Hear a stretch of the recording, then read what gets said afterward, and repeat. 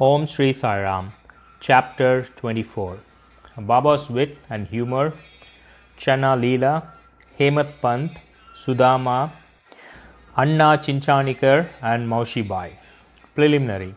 Unless we surrender our ego at the feet of our Sadguru, we will not succeed in our undertaking. If we become egoless, then our success is assured. By worshipping Saibaba, we attain both the objects worldly and spiritual, and are fixed in our true nature and get peace and happiness. Therefore, those who want to accomplish or gain their welfare should respectfully hear Saibaba's Leela or stories and meditate on them. If they do this, they will easily attain the object of their life and get bliss. Generally, all people like wit and humor, but they do not like that jokes should be cut at their expense. But Baba's method was peculiar. When it was accompanied with good gestures, it was very interesting and instructive, and the people therefore did not mind even if they were held up to ridicule.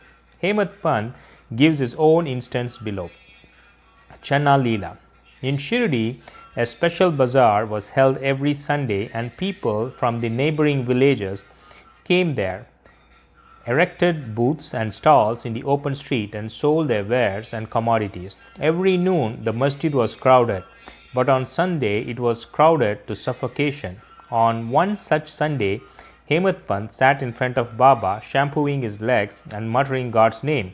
Shama was on Baba's left, Vamrao to his right. Shri Ram Booty and Kakaseb Dikshit and others were also present there. Then Shama laughed and said to Anna Sahib, "See that some grains seek to have stuck to the sleeves of your coat."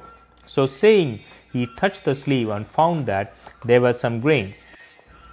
Hemadpant straightened his left forearm to see what the matter was, and to the surprise of all, some grains of gram came nailing down and were picked up by the people who were sitting there. This incident furnished a subject matter for joke. Everybody present began to wonder and said something or other as to how the grains found their way into the sleeves of the coat and lodged there so long. Hemadpant also could not guess. When nobody could give any satisfactory explanation in this matter, and everybody was wondering about this mystery, Baba said as follows: "This fellow, Anna Sahib, had got the bad habit of eating alone. Today is bazaar day and he came here chewing grains. I know his habit, and these grams are a proof of it. What wonder is there in this matter?" Hemadpant: "Baba, I never know of eating things alone. Then why do you shoulder me with this bad habit? I have never yet seen Shirdi Bazaar. I never went to the bazaar today. Then how could I buy grams, and how could I eat them if I had not bought them? I never eat anything unless I share it with others present around me at the time of my meals. Baba, it's true that you give to the persons present, but if none be nearby, what could you or I do? But do you remember me before eating? Am I not always with you? Then do you offer me anything before you eat?" Moral. Let us mark and note carefully what Baba had taught us by this incident. He has advised that before the senses, mind and intellect enjoy their objects first, he should be remembered, and if this can be done, it is in a way by making an offering to him.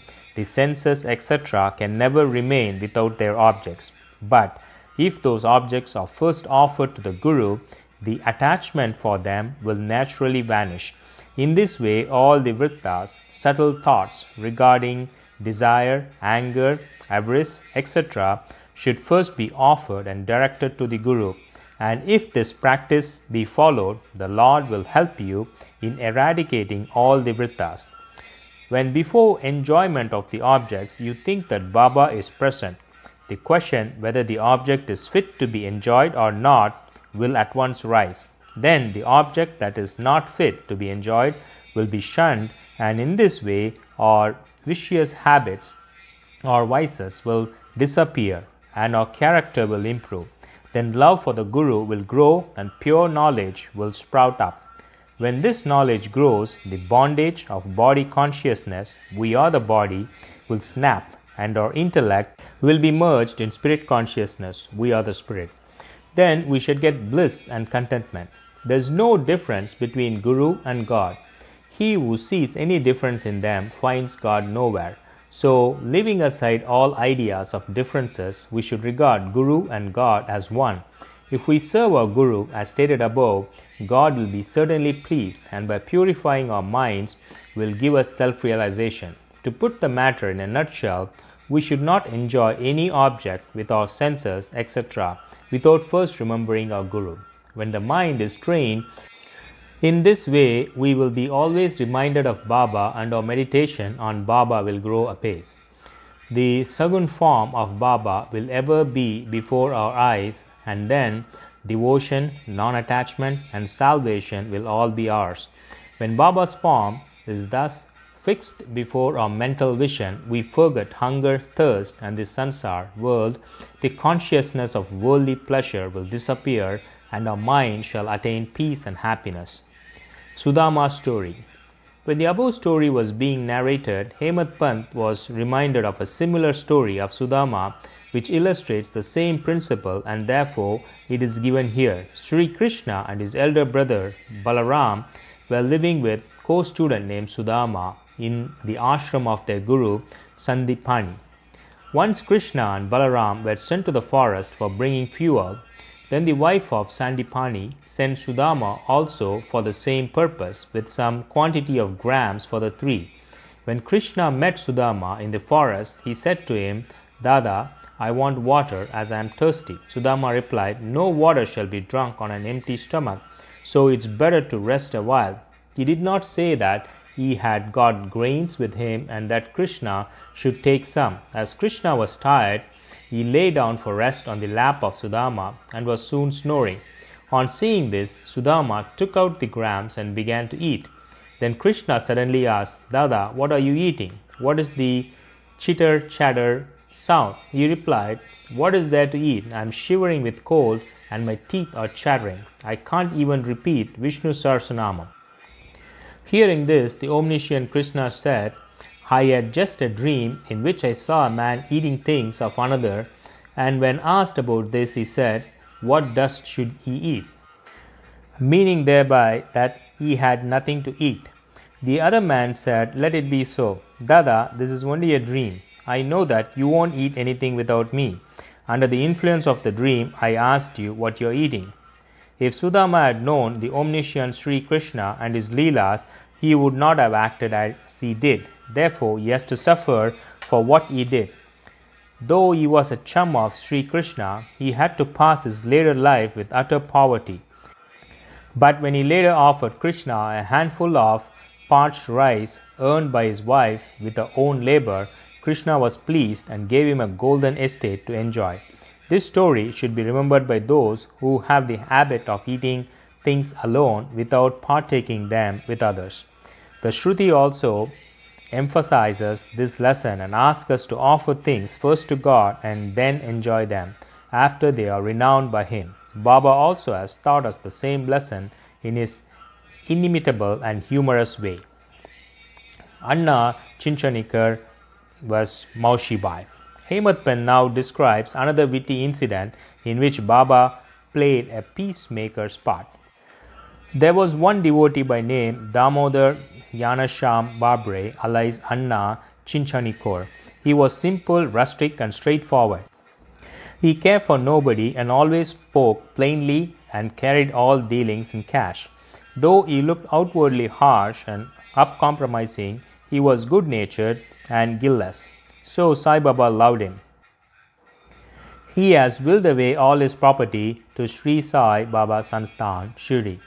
One day, like others serving Baba in their own way, this Anna was shampooing the left arm of Baba, which rested on the katada railing. On the right side, one old widow named Venubai Kaujalgi, whom Baba called Mother and all others called Maushibai, was serving Baba in her own way. This Maushibai was an elderly woman of pure heart. She clasped the fingers of both her hands around the trunk of Baba and was at this time massaging Baba's abdomen. She did so forcibly that Baba's back and abdomen became flat and Baba moved from side to side. Anna on the other side was steadily, but Maushibai's face moved up and down with her strokes. Once it so happened that her face came very close to Anna's.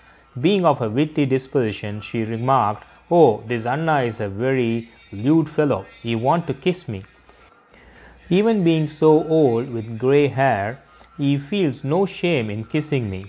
These words enraged Anna, and he pulled up his sleeves and said, "You say that I am an old, bad fellow? Am I quite a fool? It is you who has picked up a quarrel with me." All the persons present there were enjoying this encounter before them. Baba, who loved both of them equally and wanted to pacify them, managed the affair very skillfully. Lovingly he said, "Oh Anna, why are you unnecessarily raising the hue and cry? I do not understand what harm or impropriety is there when a mother is kissed." Hearing these words of Baba, both of them were satisfied, and all the persons laughing merrily and enjoyed Baba's wit in their heart's content. Baba's characteristics, his dependencies on bhaktas. Baba allowed his devotees to serve him in their own way and did not like any other persons interfering in this. To quote an instance, the same Maushibai was on another occasion kneading Baba's abdomen. Seeing the force used by her, all other devotees felt nervous and anxious. They said, "Oh mother, be more considerate and moderate, otherwise you will break Baba's arteries and nerves." At this, Baba got up at once from his seat and dashed his satka on the ground. He got enraged and his eyes became red like live embers. None dared to stand before Baba. Then he took hold of one end of the satka with both hands and pressed it in the hollow of his abdomen. The other end he fixed to the post and began to press his abdomen against it. The satka, which was about 2 or 3 feet in length, seemed all ready to go into the abdomen, and the people feared that the abdomen would be ruptured in a short time. The post was fixed and immovable, and Baba began to go closer and closer in it and clasped the post firmly. Every moment the ruptures was expected, and they were all dismayed, did not know what to do, and stood dumb with wonder and fear. The other devotees wanted only to give a hint to the Maushibai to be moderate in her service and not cause any trouble or pain to Baba. They were surprised to see that their well-intentioned effort has resulted in this crisis, and they could not do nothing but to wait and watch. Fortunately, Baba's rage soon cooled down. He left the satka and resumed his seat. From this time onwards, the devotees took the lesson that they should not meddle with anybody but allow him to serve Baba as he chooses, as he was capable of gauging the merits and worth of the service rendered unto him. Bow to Shri Sai, peace be to all. Om Shri Sai Ram.